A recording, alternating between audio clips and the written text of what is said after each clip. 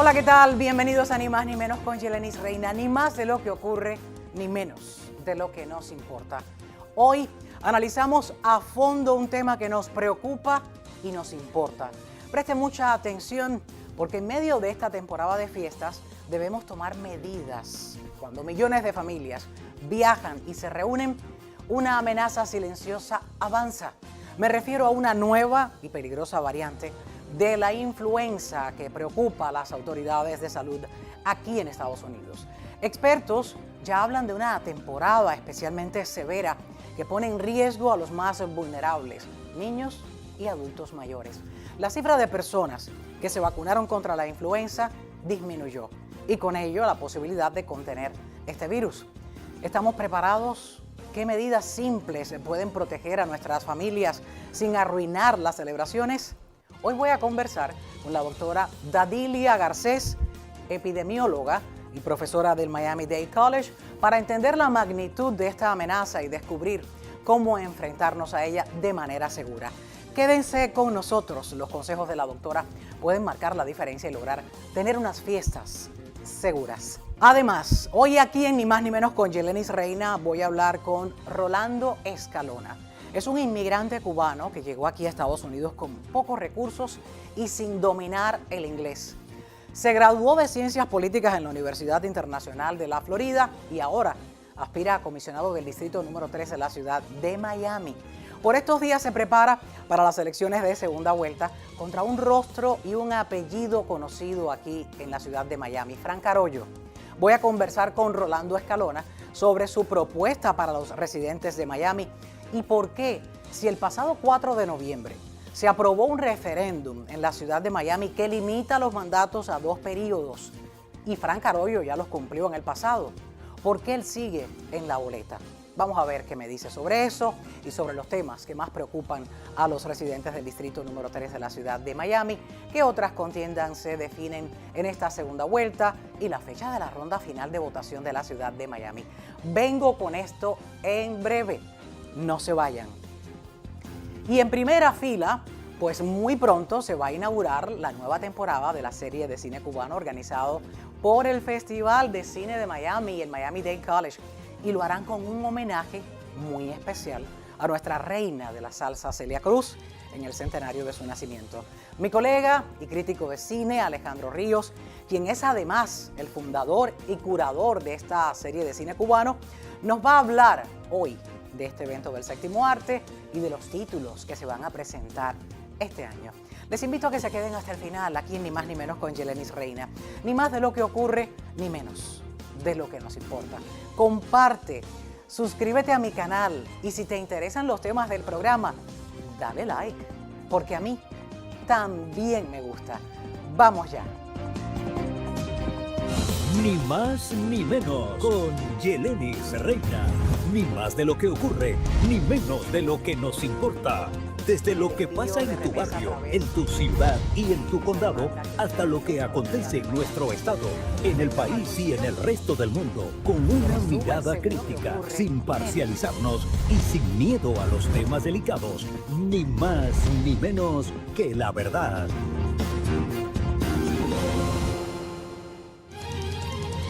Aquí en Ni Más Ni Menos con Yelenis Reina, pues comenzamos con un tema que nos preocupa y nos ocupa y para ello he traído a una médico epidemióloga.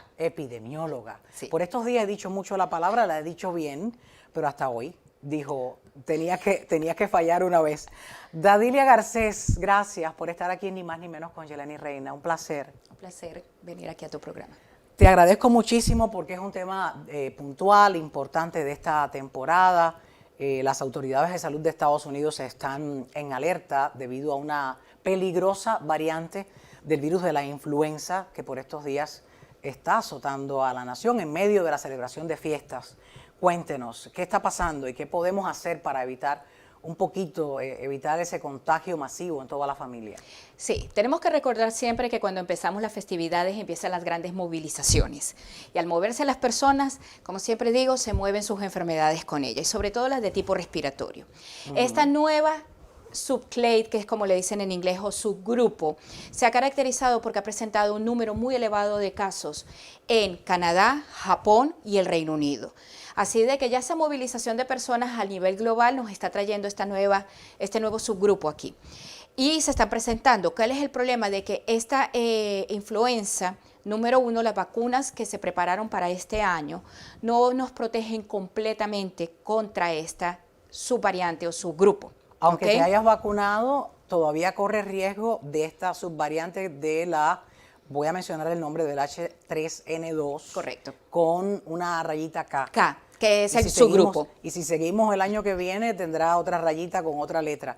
Pero es delicado el tema y tenemos que prestar atención, y por eso quiero preguntarle, doctora, igual hay que vacunarse. Por supuesto. La vacuna, a pesar de que no está preparada exactamente para este subgrupo, tiene componentes que permiten que te protejan.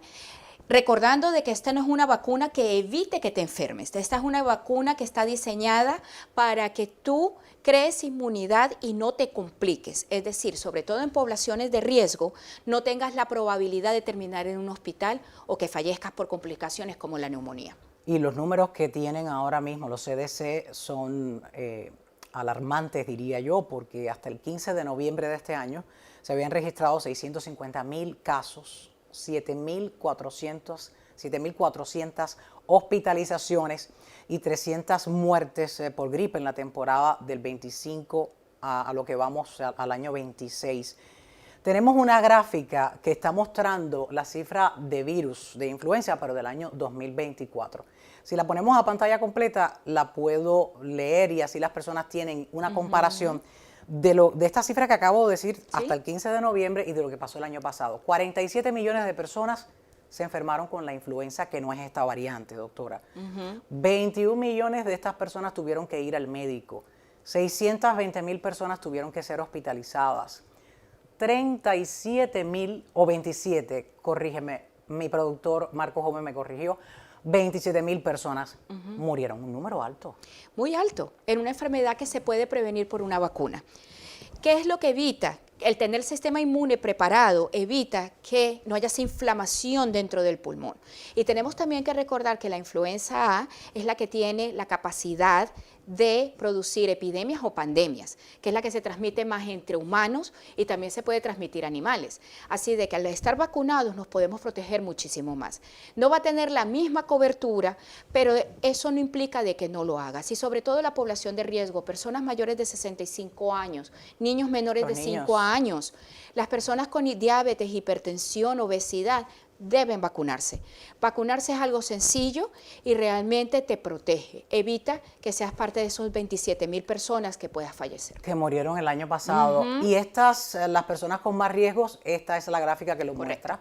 Si contraen el flu, lo que es llamado científicamente como la influenza, y el HN3, rayita acá ahora. Adultos con 65 años, como acaba de mencionar la doctora, los niños menores de 5 años, presten mucha atención, mamás. Las mujeres embarazadas y las personas, como mencionabas, con esos diagnósticos y padecimientos crónicos. Nos vamos a reunir ahora mismo por estos días, ya estamos en la fiesta de celebraciones de Día de Acción de Gracias y ya vienen las vacaciones de las 2 semanas de fin de año. El abrazo y el beso no falta por estos días y no queremos que falte, lo que queremos es que ellos se informen para que puedan hacer más seguras estas celebraciones. Doctora, ¿qué pudieran hacer las personas en casa, en familia, para evitar si alguien contrae un tipo de gripe sin saber de qué se trata? ¿Qué debe hacer?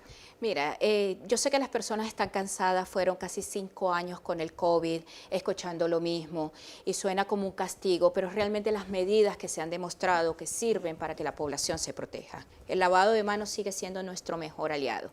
Lavado de mano constante, el uso de mascarillas, yo lo recomiendo sobre todo si van a viajar, porque ustedes no saben quién es la persona que les toca al lado. El avión es un lugar confinado, los aeropuertos vas a tener gente a tu alrededor. Utiliza tu mascarita. ahorita, ¿ok? Lo más importante, ser conscientes y tener esa empatía social a que siempre he llamado cuando tenemos estas temporadas. Si te sientes mal, si piensas que puedes tener una simple gripe, pero sobre todo si en tu núcleo familiar hay personas susceptibles, como ese que mencionamos, mayores de 65 años, niños pequeños, personas enfermas, en diálisis, con cáncer, no asistas a las festividades. No vayas. No vayas y llama conscientemente, como dice la doctora, no quiero pegarle el catarro, no se sabe de qué se trata. Muchas personas se tratan el catarro en casa. ¿Sí? Por 3 días, no, estoy bien, 7 días, luego llegan los 21 días y cuando vas, entonces ya tienes ahí un diagnóstico que se pudo haber evitado yendo de manera temprana al hospital y, ¿por qué no, cada año vacunándose? Que hay muchas personas, doctora, y usted lo sabe, que le tienen rechazo, no, le tienen odio a la vacunación. Yo hago una pregunta por curiosidad, porque el otro día alguien comentaba en una conversación que sostenía con un grupo de personas, decía, no voy a ir más al alergista a ponerme el ciclo de vacunas por alergia, porque esas vacunas me provocaron una bronquitis. Como científico quisiera que usted me respondiera, porque yo sé la respuesta, pero hay muchas personas que se niegan a querer a aprender y a querer escuchar. Lo que ocurre es que hay una reacción del sistema inmunológico que está preparando ese ejército que nos va a defender más adelante contra las alergias y contra las enfermedades que existen vacunas. Entonces tienes una reacción como si pareciera que te vas a enfermar, pero realmente lo que estás es entrenando al sistema inmunológico. Yo lo explico de esta manera, es como cuando tú vas al gimnasio y nunca has ido o tienes más de un año que no vas y empiezas a levantar pesas, el primer día te sientes fantástica, el segundo día te duele hasta el último cabello del cuerpo, ¿ok? Entonces ocurre lo mismo. Cuando empiezas un entrenamiento, y esto incluye el entrenamiento inmunológico, es lo mismo. El primer día te sientes muy bien, el siguiente día es cuando empiezan a salir los resultados de lo que tú estás haciendo. Y así reacciona el cuerpo, como reaccionan los músculos al ejercicio, el sistema inmunológico responde a una estimulación para producir defensas. Ya escucharon, voy a compartir el link de este programa con esa persona y así escucha a la doctora Dadilia Garcés para que pueda tener información de ello. Hábleme un poquito de los síntomas que se puedan reportar en una influenza, para que las personas no lo confundan con cualquier catarro y digan, tengo influenza. Generalmente es la fiebre, la congestión nasal, el dolor de garganta, el dolor muscular, pero sobre todo mis pacientes tienden a decir que sienten como si un camión los hubiese atropellado, del malestar tan generalizado que tienen. ¿Fiebre? Fiebre, y puede ser fiebre muy alta, ¿ok? Generalmente eso es lo que ocurre, y con esta nueva subvariante o con este nuevo subgrupo se están reportando diarrea y vómitos, que generalmente no se presentaban en la influenza del año pasado. En esta subvariante nueva se puede ver este tipo de síntomas y la persona puede confundirlo aún más porque dicen, ya no es catarro. Ya no es catarro. Algo que me cayó mal, que Correcto. me comí ayer. Sí, pero tienen que estar muy pendientes y nuevamente, si este tipo de síntomas ocurren en los grupos de riesgo, acudan al médico. Generalmente el médico tiene pruebas rápidas en los consultorios donde pueden decirte si tienes COVID, porque tenemos el COVID todavía circulando, influenza o virus sincitial respiratorio para las personas adultas o los niños pequeños, porque tenemos esos 3 virus circulando. Tenemos los 3 virus circulando. Ahora, ¿desde qué mes comienza esta etapa de estos catarros y esta influenza y cuánto tiempo y cuántos meses dura? Generalmente comenzamos en los meses entre otoño e invierno, es decir, que a partir de octubre empieza la temporada de las enfermedades respiratorias y termina alrededor de abril, finales de abril. Es por eso que la campaña de vacunación comienza a partir de septiembre, porque se necesitan 2 semanas para que el organismo produzca los anticuerpos y esté realmente protegido. Hablamos de la cantidad de tiempo, pero ahora, ¿qué tal que la persona cuando debe vacunarse para evitar, cuántos meses antes de esta temporada puede vacunarse para evitar contagiarse o protegerse un poco más? Generalmente por eso empiezan en septiembre, para que entre septiembre, ese primer mes, tú empieces a colocarte tu vacuna y ya para octubre tienes la inmunidad. Una de las cosas que tienen estas vacunas, y es por el comportamiento del virus, porque cambia cada año generalmente, muta, es de que la vacuna te protege nada más por un año o inclusive un poquito menos, o sea, dura 8 meses, empieza a perder la efectividad. Pero es como funciona y es como se comportan estos virus, así que... Es decir, todos los meses de septiembre de cada año, correcto, protegerse. Hay una cifra que quiero mencionar y es preocupante, y luego le voy a preguntar sobre si todavía se pueden vacunar, si no han contraído el catarro y si no se sienten mal. Los CDC distribuyeron 146.6 millones de dosis para el año anterior, para la temporada de gripe del año anterior. Esto fue menos que las 157.7 millones del año previo. ¿Hay una campaña antivacuna? ¿Cree que todavía las personas necesitan deshacerse de ella para proteger a los suyos? Porque si se enferma el mayor en casa o el niño que no puede vacunarse, ¿un niño se puede vacunar? Sí, los niños se pueden vacunar a partir de los 6 meses. De los 6 meses. Correcto. Si un pequeño que va al colegio, ese lugar donde hay tantas enfermedades, sobre todo virales y de catarros, y lo trae a la casa y hay un mayor que no se ha vacunado, ahí está el riesgo. Correcto. Ha surgido entre una nueva generación de personas que no le tienen confianza a la vacuna y una no tan nueva y que está alimentando eso. Lamentablemente, durante el COVID-19 hubo un gran tinte político en lo que se refiere a medidas de salud pública. Las vacunas, junto con el lavado de manos, la recolección de basura, la limpieza del agua, han contribuido a salvar vidas por más de 70 años. ¿Okay? Lamentablemente esta generación, no vamos a hablar de nuestras edades, no han visto lo que es un niño con polio, claro, no han visto lo que es tener sarampión. Yo padecí sarampión y no se lo recomiendo absolutamente a nadie, varicela, porque todos estuvieron vacunados. Entonces, esa falta de vivencia probablemente de estas enfermedades suena como un mito que pasó, de hecho, en el siglo pasado, y esta falta de vivencia es lo que ha llevado a este desconocimiento probablemente, y la desinformación a través de los medios que no son los adecuados, del celular, del Instagram, de todo esto. Mucho fake news en inglés, conocido en español como noticias falsas, para adquirir vistas y tener seguidores. Y ese tema es interesante y todavía muy puntual fuera de aquí en Cuba, y las personas que me ven en Cuba y dicen, Yelenis Reina, hablas mucho de la epidemia que se vive dentro de Cuba de la arbovirosis. Sí, donde quiera, en cualquier país del mundo, hay virus, hay influenza, como es el caso de Estados Unidos, pero aquí, como mencionaba la doctora Dadilia Garcés, aquí tomamos medidas, hay higiene, nos lavamos las manos, tenemos las mascarillas, tenemos los recursos médicos, los insumos y el acceso a la vacuna. Si todo eso se tuviera al alcance dentro de Cuba, esa epidemia por una arbovirosis que se contagia a través del mosquito, con una simple fumigación y mantener medidas sanitarias básicas, recolección de basura, aguas servidas en su lugar, aguas limpias corriendo por tubería y que todo el mundo tenga acceso a eso, electricidad. Exactamente. ¿Okay? Todo eso en un solo componente. Tenemos el mismo clima tropical aquí en Miami y no tenemos el número de casos que tienen ustedes en Cuba. Exactamente, ahí tienen la comparación y el por qué ven que no acaban de tomar una solución sanitaria dentro de Cuba. Doctora Dadilia Garcés, muchísimas gracias por estar aquí en Ni Más Ni Menos con Yelenis Reina. Espero que no sea la última vez. Espero lo mismo. Un placer tenerla acá. Le invito en otro momento para mejores noticias, por lo menos para el mes antes de cuando se deben empezar a vacunar y no hablar de todas estas cifras de personas enfermas. A ustedes, mil gracias. Continúo un poquito más aquí en Ni Más Ni Menos con Yelenis Reina. Ni más de lo que ocurre, ni menos de lo que nos importa. Gracias, doctora.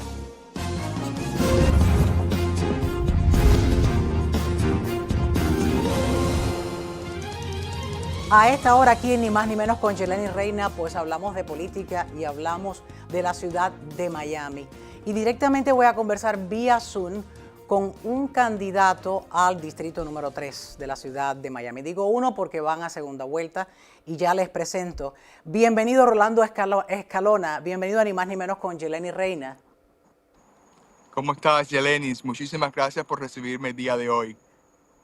No, un placer que te tomes este tiempito que me has dicho estás haciendo campaña a esta hora por los vecindarios de la ciudad de Miami para que me hables un poco de cómo va esa campaña, de esa segunda vuelta. Las elecciones van a ocurrir el 9 de diciembre y te enfrentas al candidato Frank Carollo, quien es un conocido dentro de la ciudad de Miami. Hablemos un poquito de números y de cómo las personas puedan verte en este nivel. El 4 de noviembre, pues, obtuviste el 17% de los votos y por eso es que vas a segunda vuelta frente a Frank Carollo, el hermano del actual, el que está ahí en esa silla del distrito número 13, el actual comisionado de ese distrito. ¿Cómo te sientes en esta campaña que estás haciendo para ese día de las elecciones de segunda vuelta? Cuéntame.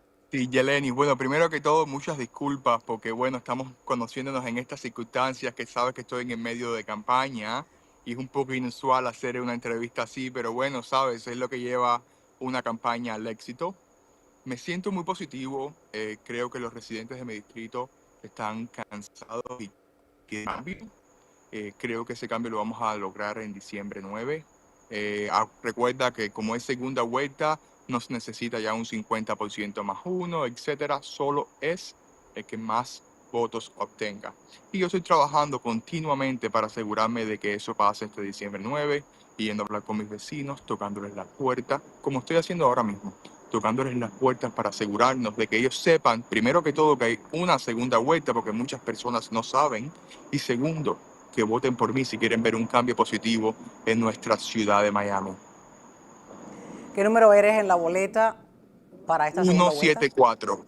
Rolando Escalona, el 174. Ahí estamos viendo esa boleta. Rolando Escalona, ¿qué te diferencia de tu rival, conocido candidato ahí en la ciudad de Miami? Lo que me diferencia es que yo he vivido los problemas y las situaciones que tiene nuestra ciudad, que tiene nuestro distrito. Llegué a este país hace 11 años, con nada, pero con muchos sueños. Aprendí el idioma, fui a la escuela y en lo laboral me he superado hasta ser gerente general de un restaurante muy conocido.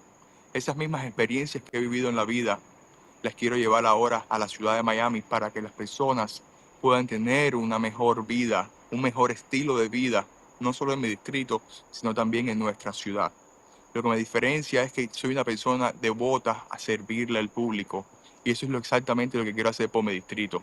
Lo que me diferencia es que quiero actuar en los problemas que hemos tenido en la ciudad de Miami por más de 20 años y que no hemos arreglado. Es tiempo de un cambio, es tiempo de una mejoría y es tiempo de nombres nuevos también.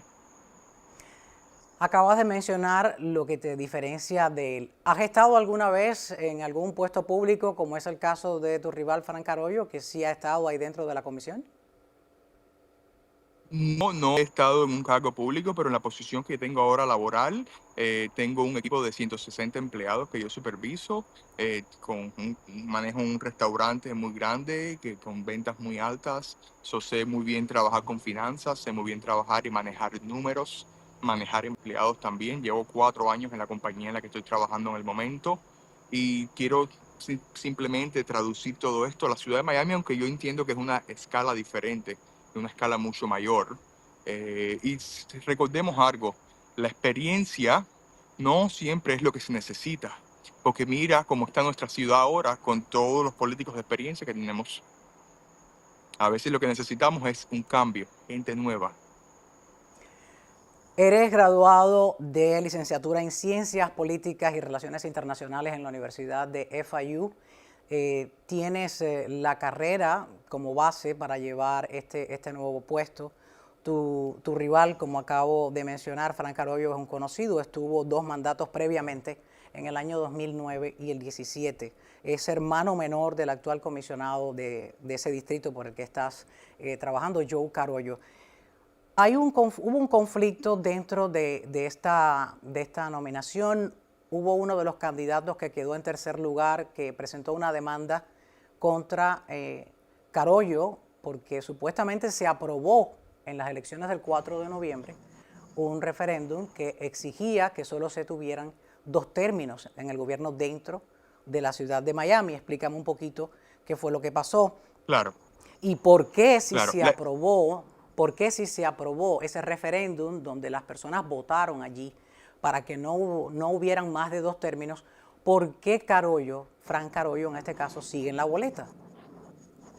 Claro, te explico un poco de lo que ha pasado con esta situación. La 4 decía básicamente que si tú habías servido a la ciudad, ya sea como comisionado o como alcalde, por 2 términos de 4 años, no puedes volver a ocupar ninguna de esas posiciones y es aplicado con carácter retroactivo, lo cual quiere decir, no importa si pasó hace 15 o 20 años, simplemente no puedes ocupar la posición.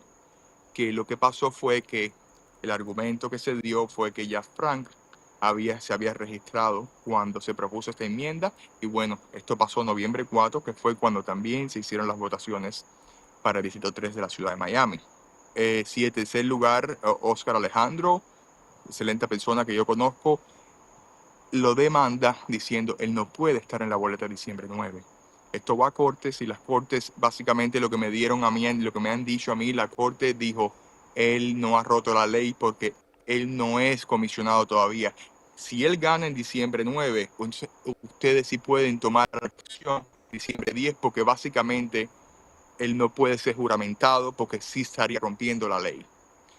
Yo creo que esto va a terminar en un problema legal, pero yo espero sinceramente que mis residentes vean que necesitamos un cambio y que nada de esto pase y que yo pueda ganar con votos.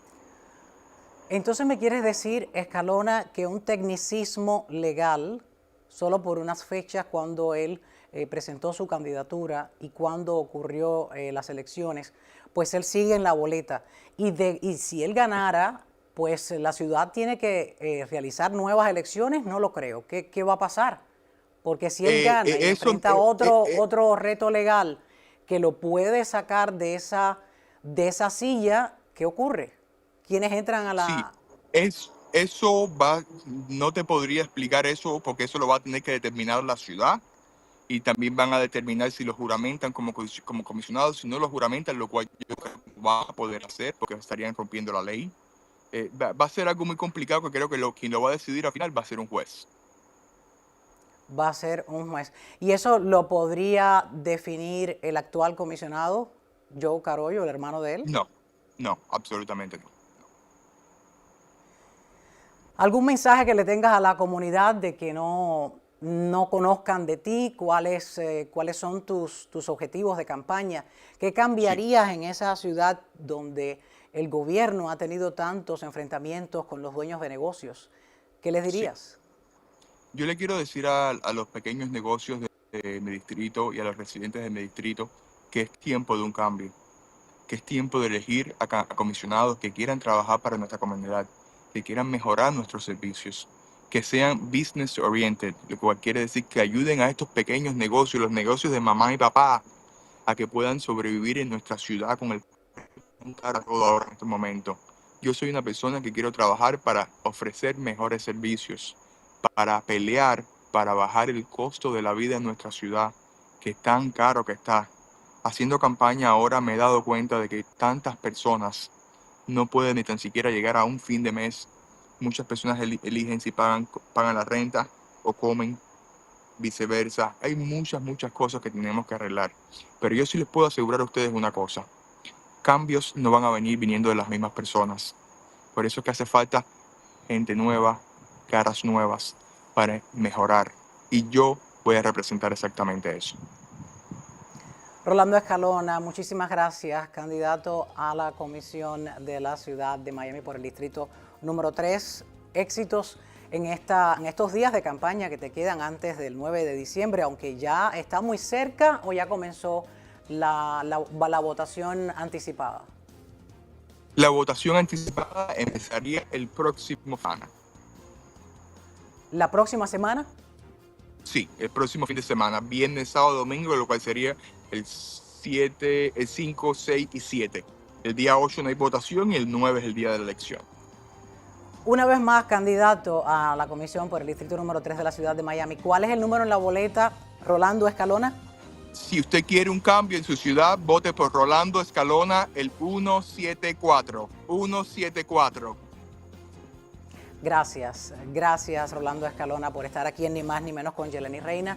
Le invito, si gana y sale electo, a que regrese pero al estudio. Por supuesto, me encantaría. Muchas gracias.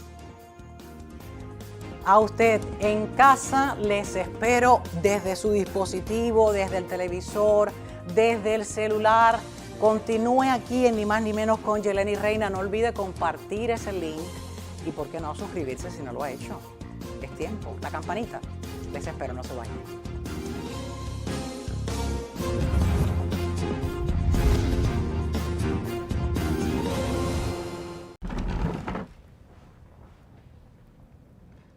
Yo no parí ningún bebé.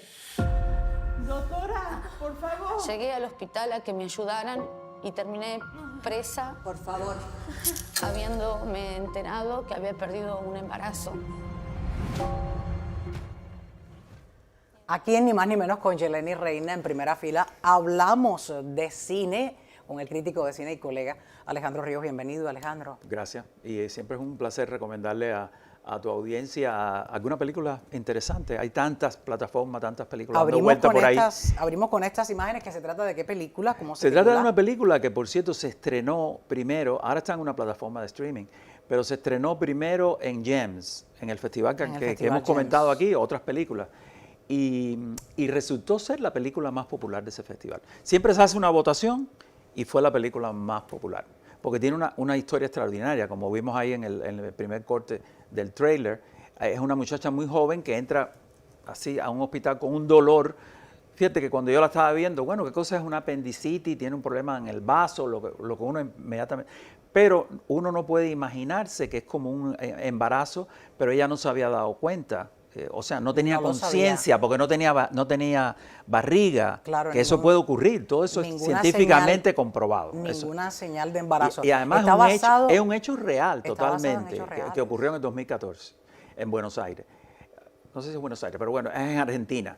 Y entonces esta muchacha inmediatamente la acusan de que mató a su bebé, porque ella va al baño, aborta involuntariamente, no la cuidan, no le dan atención. Cuando está, incluso cuando está abortando, viene la policía y la encadena y le pone las esposas ahí a donde está acostada. Qué Es horror. una película terrible. Es decir, en el principio es como un infierno, realmente, es como un infierno. Y esa muchacha, que no se llama Belén, tiene otro nombre. Belén es un alias que le ponen para que la prensa no la atormente y porque ella misma quiere discreción. Y entonces en su propia hecho, historia y su propio dolor. este hecho conduce a reestructurar las leyes en Argentina para que la mujer pueda decidir por su cuerpo, que es una discusión, imagínate, como eterna, y que el aborto fuera legal. Al final, esa es la historia. Pero no le vamos a contar Vamos a qué ver es un lo- fragmento. qué es lo que pasa, pero no se la pueden perder porque es muy intensa, melodramática. Y está Dolores Fonsi, la que hace la abogada que toma el caso, es la directora de la película, lo cual le da más relevancia a este hecho. Alfeón, vamos a ver un fragmento de la película. Llegué al hospital a que me ayudaran y terminé presa, Por favor. habiéndome enterado que había perdido un embarazo. Ni el duelo me dejaron hacer. Bueno, les cuento a la gente que Soledad es la abogada defensora de Belén.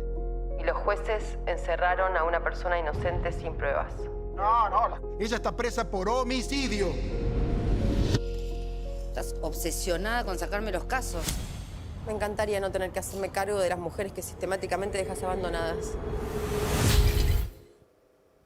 Una trama que le puede pasar a cualquiera. Sí, lo que en ese país En era- ese momento, y en ese era momento ilegal, pero si tú ilegal. vienes a ver, ella entró al hospital y nadie, o sea, el aborto no le fue hecho por ningún médico, sino que espontáneamente perdió a la criatura, el feto, no me acuerdo cuántos meses o qué tiempo tendría, pero ahí empieza todo el aparato a decir que ella cometió un homicidio, como sale ese señor en televisión.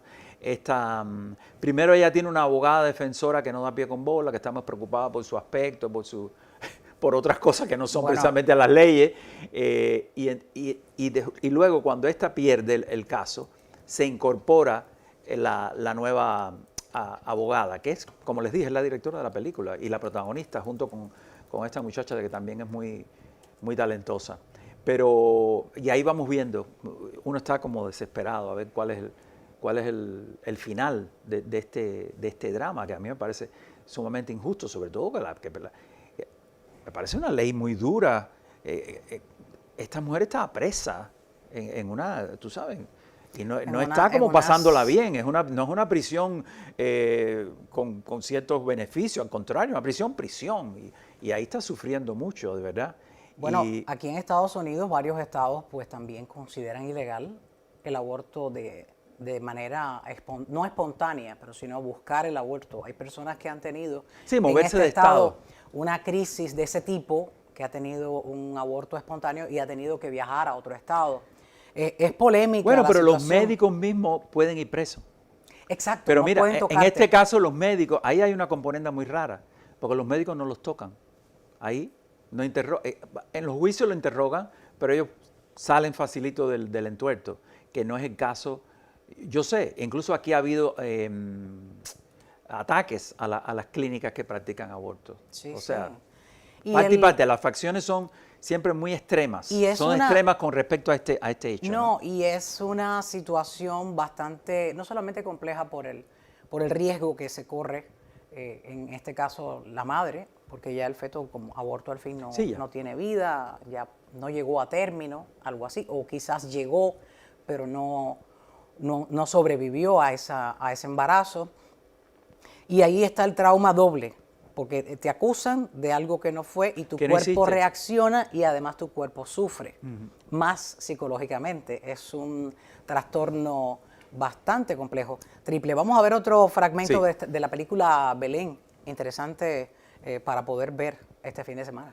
Sacar a Belén cuanto antes. La situación es crítica. Hay que convocar una gran marcha nacional. Libertad para Belén ya y anulación del fallo.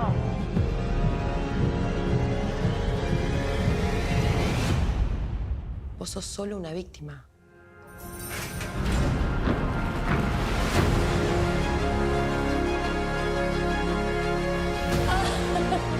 ¿A quién defiende la justicia si no es a personas como Belén? Te va a estar viendo todo el mundo. Libertad para Belén ya. ¡Libertad para Belén ya! Nos vemos en las calles. Te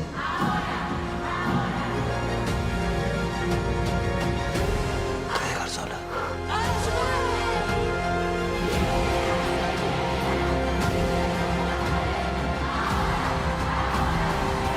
Escuchen, porque esos gritos no van a parar. ¿Es la propuesta al Oscar? Es la propuesta al Oscar número 98, creo, de Argentina. Recuerden, los países mandan sus propuestas, todos los países, o casi todos los países del mundo que hacen cine, y luego de ahí la Academia elige 5. Y de los 5, uno que será el final. Argentina es un país que lo ha ganado alguna que otra vez, así que quién sabe, puede tener esa suerte en términos latinoamericanos. Y me llama mucho la atención que Camila Plath, esta es su primera actuación.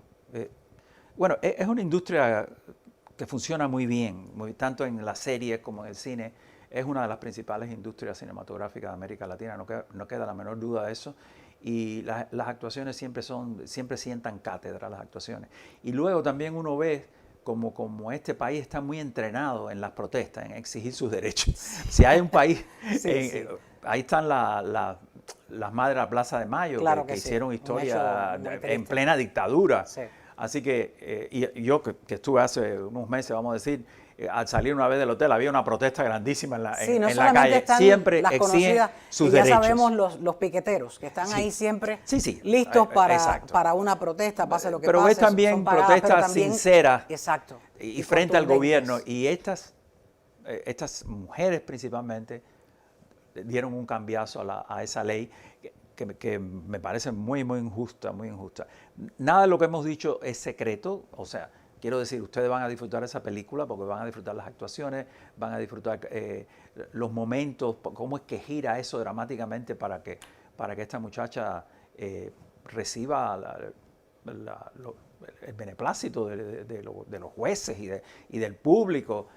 porque siempre, como tenga decimos, su hay una derecho. división de público. Los que están A favor, y los que están del en aborto, contra, claro definitivamente. Este es un tema muy divisivo, si se quiere llamar de alguna manera. Extremadamente polémico. Polémico. Bueno, Belén, ¿dónde la pueden ver? Belén está en Amazon Prime. No creo que sea creo que es algo que podemos lidiar. Recuerden que si van al cine con la familia van a gastar $100 fácilmente. Y en la casa pueden comer lo que tienen. Ya eso se compró en el mercado. Y pueden incluso interrumpir, comer un poquitico y seguir viendo la película. Es la maravilla de ver cine en casa. Las palomitas. Pero bueno, Exacto. un paseíto y mover las piernas no está mal. No viene mal. Le das la vuelta a la cuadra y regresa. Y regresa. Exacto.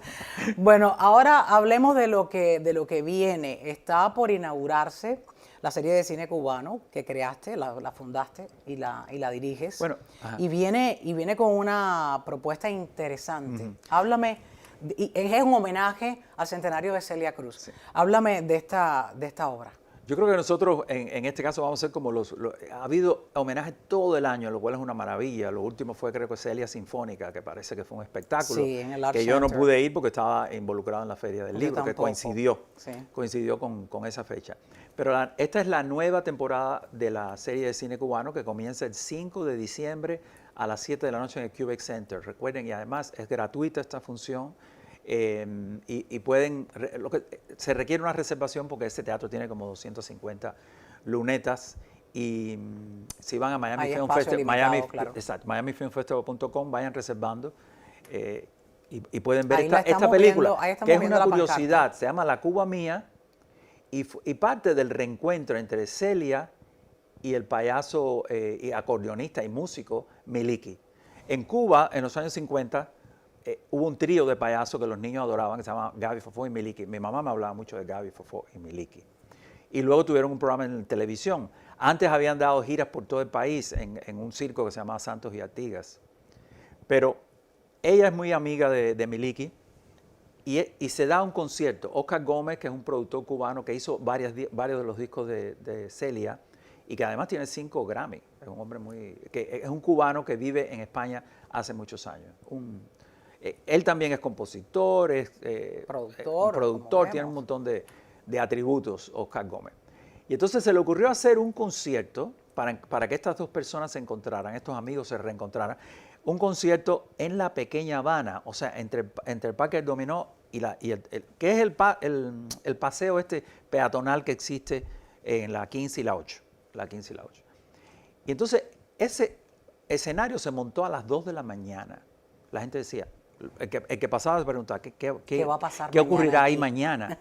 Y luego fue una sorpresa ver a las 8 de la noche. Esto no se le avisó a la prensa, esto no se dio a conocer. De hecho, hay muy pocas fotos. Está nada más el documental Ahí que se llama La aparece Cuba. ella Ahí está comiendo con Miliki en el Versalles. Ahí Mira está qué comiendo bien. con Miliki. Y esa parte es muy linda porque ellos recuerdan La Habana que ya no existe. Ahí hay un detalle muy interesante. Él o ella, creo que es Miliki, le dice a ella, ¿te acuerdas de las galletitas preparadas? Y yo dije, wow, las galletitas preparadas, como un gran plato. ¿Cuáles eran esas galletitas preparadas? Háblame, Alejandro. No tengo la menor idea de la que disfrutaron ellos. Ah, ellos. Para Porque nosotros una galleta con una croqueta quizás. Sí, con una croqueta. porque el sándwich de croqueta preparado se llama. Algo ¿no? El así. sándwich Pero, cubano. pero ellos Se mencionan llama así. la galleta preparada como que ellos mismos, los actores, antes de entrar a CMQ, se tomaban un café y se podían comer la una galletita. galletita preparada. Luego también sienten nostalgia por dónde se hacían los mejores sándwiches cubanos. Y mencionan 2 o 3 lugares. Esto es lo importante de este festival, de esta película, de este documental. Tiene testimonios en vivo de esta gente y luego un concierto también. Va intercalando. En el concierto está ella, está Miliki, está Willy Chirino, está Albita, está Donato Poveda. Sí. O sea, todos estrellas, Alain Pérez, que es un poco el que conduce la orquesta, que es un muchacho joven, es el más joven del grupo. Y luego también hay como unas descargas, donde está Juanito Márquez, el gran guitarrista que falleció creo que este año, y los está acompañando en unos lugares. Y luego ella conversa con Nueva York de fondo, porque ella vivía allí también. Es muy nostálgico, pero es muy vivo, es muy vigente y realmente nos da mucha alegría poder recuperar para el público de Miami este documental. Este documental, La Cuba Mía, me dices que lo pudiste tener gracias a un DVD. Un DVD, eso salió de manera así mismo, salió el disco tal cual, como el concierto, y un DVD.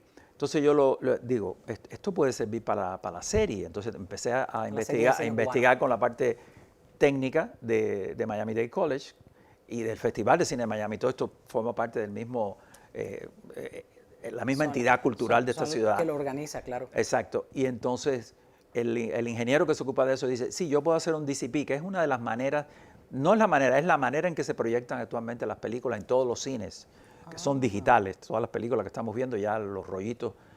En caso excepcional, una película se muestra en la lata y los rollos. Y entonces él me dijo, sí, esto sale, ya lo tengo listo. Y dije, pues el 5 de diciembre. Luego en enero vamos a tener, curiosamente, un documental con un nombre parecido, se llama La Otra Cuba, de Orlando Jiménez Leal, que es un clásico, que se puso en España hace poco y al parecer hemos conseguido una copia exquisita, porque las copias que existen son muy maltratadas, todavía no se ven bien.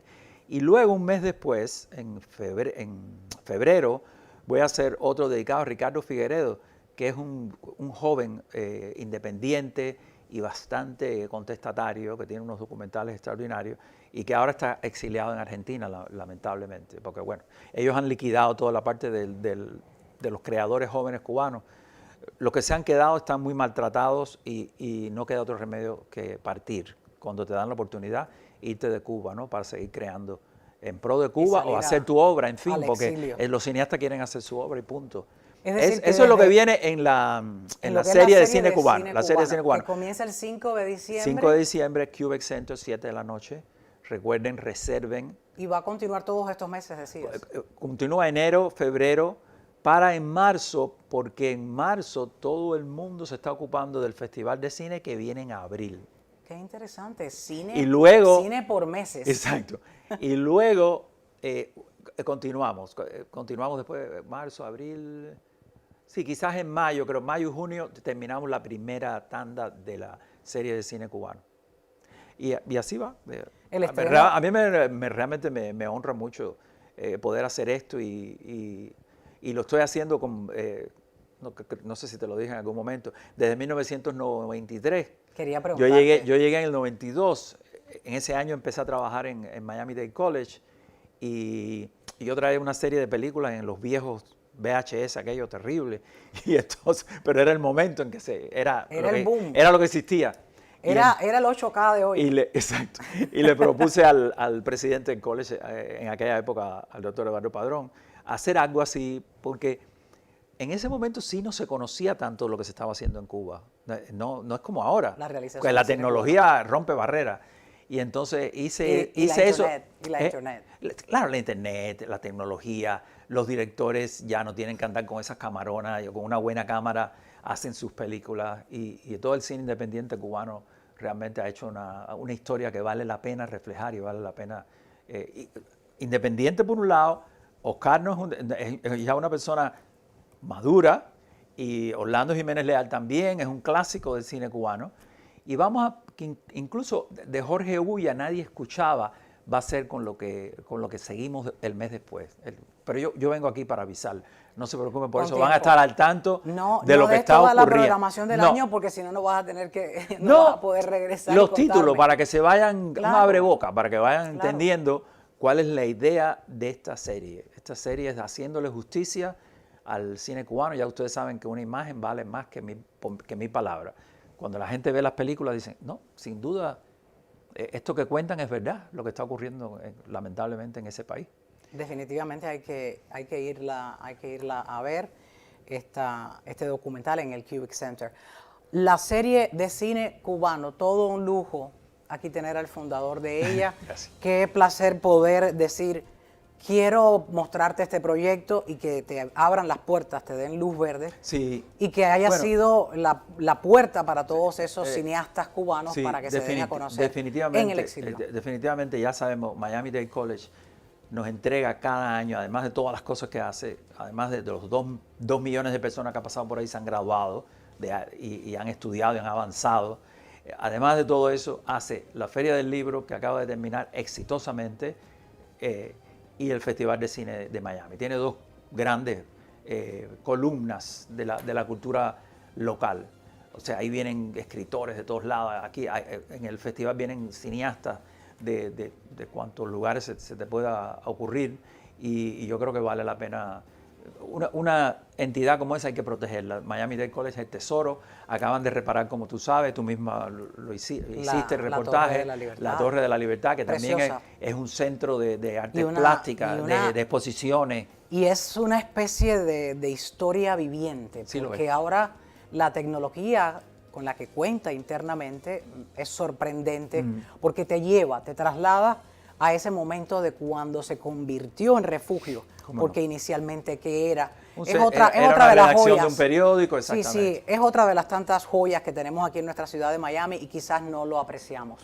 Y es un trabajo del cual hay que agradecerle está a abierto muchas todos los días. personalidades, Está abierto todos los a días. muchas personalidades que entraron aquí a Miami por primera vez luego de 1960, pero también al Miami-Dade College, muchos premios. Por supuesto. Al Miami-Dade College por esa Esa torre se la regaló un urbanizador, me acuerdo, como si estuviera, yo estuve allí, ahora no recuerdo el nombre, pero es una maravilla. Él la había comprado y se la regaló a Miami-Dade. ¿Qué quiere decir? Que está salvada para toda la vida porque ya no la pueden tocar, no la pueden derrumbar, nadie puede ir ahí a hacer un edificio. Ese edificio está ahí sembrado y ese edificio fue el Ellis Island de los cubanos, que le decían el refugio. Porque ahí los tramitaban cuando llegaban y ahí les daban el primer dinerito, ahí les daban comida, en fin, es una historia poderosa, Tenemos un programa en nuestro canal aquí, en Ni Más Ni Menos con Yeleni Reina, mi productor y yo, y mi camarógrafo también, nuestro reportero Estrella, pues nos adentramos y nos abrieron las puertas. Fuimos antes de que se inaugurara. Les agradecemos infinitamente a la presidenta del Miami-Dade College, Madeleine Pumariega. Nos dio ella misma todo lo que es la guía de visita dentro de la torre. Y no se queden solo con el programa de la Torre de la Libertad aquí en Ni Más Ni Menos con Yeleni Reina. Si está aquí en Miami, vive aquí, vaya, eso es una joya. Es una joya. Y gracias a Miami-Dade. Gracias a Miami-Dade College. Gracias una vez más, Alejandro Río, crítico de cine, por venir acá, ni más ni menos, y traernos todas estas historias que tienen vida propia. No se pierdan Belén. Y que quedan en el cine, pero que aquí, pues, las despiertas con tus conocimientos de cine. No se pierdan Belén por un lado y no se pierdan a Celia Cruz, un homenaje a la Cuba Mía, el día 5 de diciembre. En esa inauguración de la serie de cine cubano. Con toda la... Cuando tomen este break del pavito y todas estas cosas, las citas allí con Celia Cruz. Bueno, Alejandro, felicidades, felices fiestas. Igualmente. Regreso ya con ustedes, con sus saludos, ¿sí? No se vayan.